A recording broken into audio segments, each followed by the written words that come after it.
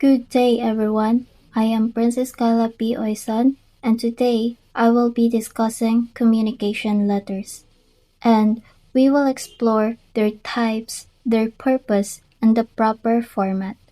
This topic is important because letters remain one of the most formal and professional ways of communication, whether in school, business, or official matters. Our objective for this lesson are threefold.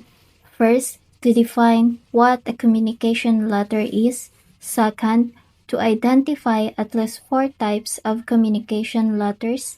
And third, to describe the purpose of each type. By the end of this discussion, I expect you to understand how communication letters are used in different real-life situations. What is communication letter?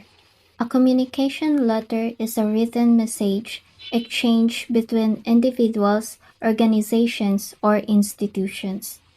It serves as a formal means of communication that conveys information, requests, or decisions.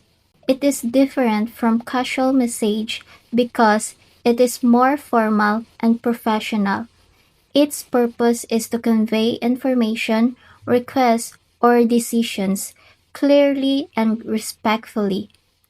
Think of it as a permanent record of communication.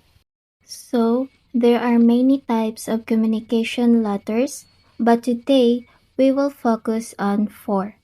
These are business letters, employment letters, letters of recommendation, and official letters. Each type is written for a different purpose, and we will go through each one carefully. So, let's proceed to the purposes of communication letters. The main purpose of communication letters is to maintain clarity and professionalism. They can be used to make requests, apply for opportunities, or provide official information. Unlike spoken words, letters are written down and can be referred to later, making them more reliable in formal settings. First, business letters. Business letters are used to conduct professional transactions, negotiations, or proposals between companies and clients.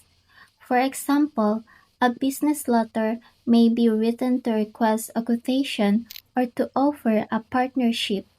They are always formal and direct to the point. Next, employment letters. Employment letters are essential in workplace, covering applications, job offers, and resignations. They show professionalism and help establish clear communication between employer and employee. For instance, when you apply for a job, your application letter serves as your first impression to the employer. That is why employment letters must be written carefully and professionally. Letters of recommendation.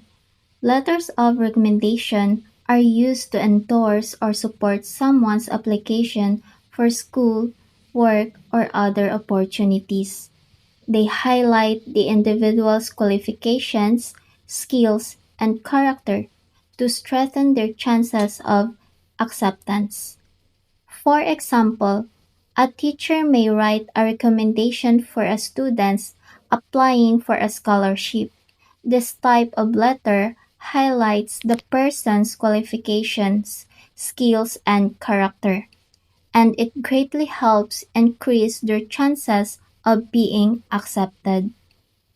Next is official letters.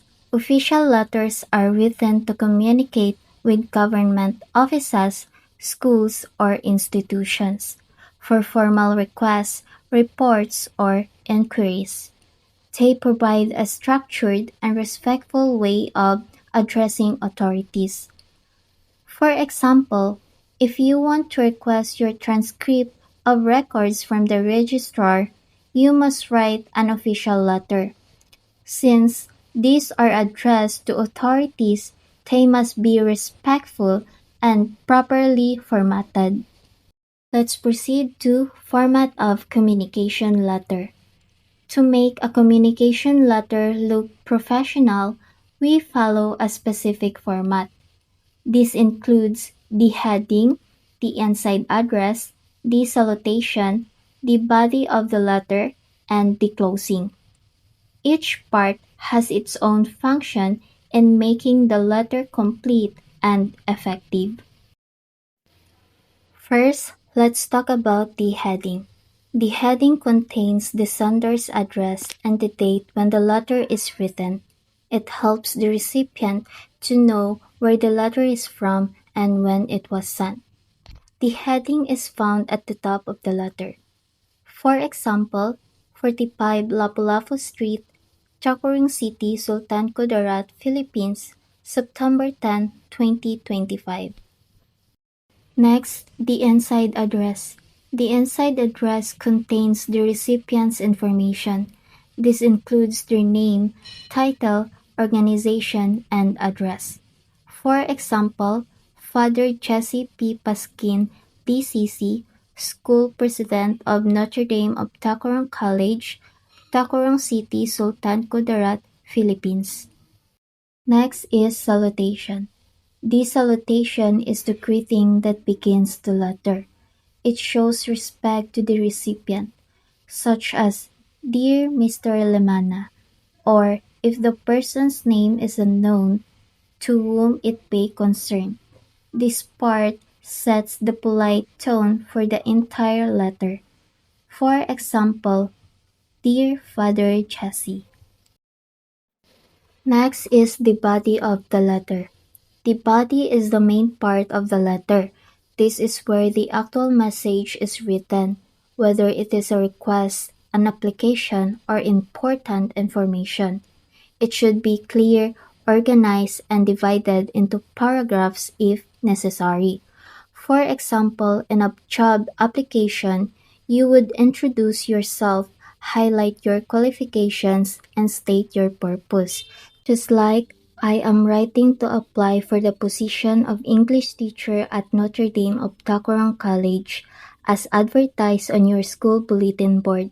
I recently graduated with a Bachelor of Secondary Education major in English, and I am eager to bring my skill and passion for teaching in your institution. Lastly, the closing. The closing is the polite way of ending the letter. Common examples include sincerely, respectfully yours, or simply thank you. This followed by your name and signature, which make the letter complete and professional. For example, sincerely, Princess Kyla P. Oison. That's all for my presentation about communication letters, their types, purposes, and formats. Thank you for listening, and if you have any questions, I'd be happy to answer them. Once again, I am Princess Kala P. Oison.